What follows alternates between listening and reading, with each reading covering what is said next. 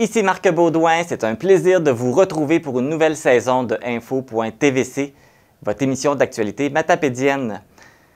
Aujourd'hui, on est le 15 septembre, la Journée internationale de la démocratie.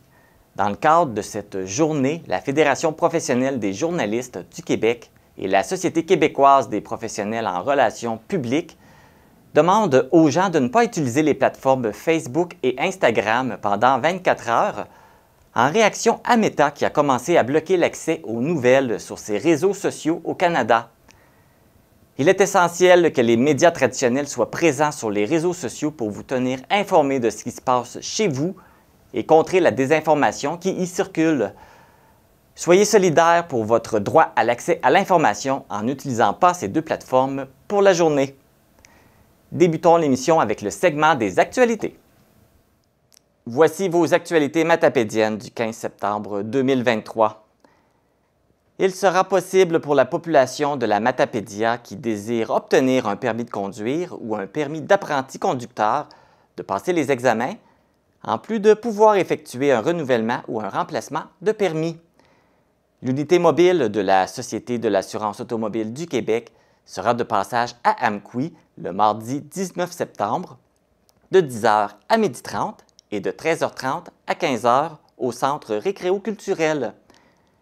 Afin d'assurer un meilleur service, la population est invitée à prendre rendez-vous en composant sans frais le 1-888-667-8687 entre 8h et 17h du lundi au vendredi. Une fois sur les lieux, ce sera aussi l'occasion de se créer un compte SAAQ Clic en compagnie d'un membre du personnel. La MRC de la Matapédia tiendra pour une deuxième année consécutive la soirée festive La Feria.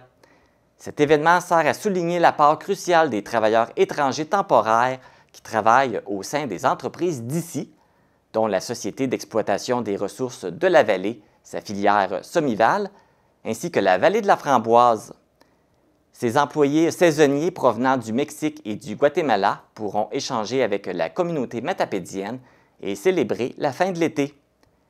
La Feria 2023 aura lieu ce samedi 16 septembre dès 20h au Centre communautaire de Saint-Damas.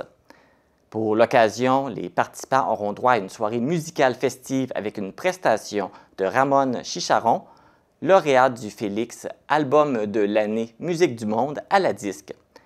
La soirée se terminera sous la musique d'un DJ. Les MRC de la Matapédia et de la Métis ont dévoilé leur plan de gestion des matières résiduelles pour la période 2023 à 2029. Les deux MRC visent à augmenter de 5 % les matières recyclées par habitant, de 50 % le compostage par habitant et de 5 % les résidus de construction récupérés en écocentre. Elles souhaitent diminuer de 15 % les matières éliminées par habitant et de 15 % les résidus de construction jetés aux poubelles. Ultimement, cette concertation contribuera à une gestion cohérente des matières résiduelles, à une réduction des déchets, ainsi qu'à la consolidation de la position de tête au Bas-Saint-Laurent en tant que MRC. La liste des 44 mesures mises en place afin d'atteindre ces objectifs est disponible sur le site Internet de la MRC de la Matapédia. L'édifice qui abritait l'ancienne quincaillerie Agrizone sur la rue Proulx à Amqui accueillera un garage de machinerie New Holland au printemps 2024. C'est la coopérative Unoria qui est derrière cette nouvelle construction d'un investissement d'envergure de près de 5 millions de dollars. Ce nouveau centre de machinerie d'une superficie de 14 000 pieds carrés proposera une expérience cliente inégalée. En plus des produits New Holland, afin de pouvoir répondre aux besoins de plusieurs types de clientèle, la succursale offrira des produits de marque, entre autres ceux de Wacker Neuson, Weidmann, Amazon, Anderson et Gravel. Une œuvre de l'artiste forestier matapédien Simon Bérubé, alias Bérubé, sera mise en vente à l'Encan. Pour souligner son 35e anniversaire, l'organisme Pro Jeune S de Rimouski a fait appel à l'artiste de Saint-Noël pour ramasser des fonds afin de venir en aide aux jeunes en difficulté d'apprentissage. Sa peinture sur bois nommée L'Assemblée sera mise en vente lors de la traditionnelle soirée casino de l'organisme qui aura lieu le 24 février 2024. D'ici à ce que l'œuvre soit vendue aux enchères, celle-ci sera exposée sur le mur du restaurant Le Crêpe Chignon de Rimouski.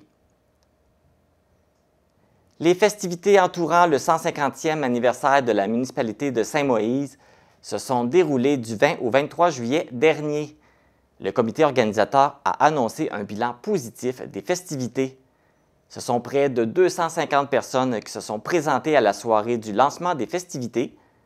Les activités et les spectacles ont accueilli en moyenne 900 personnes.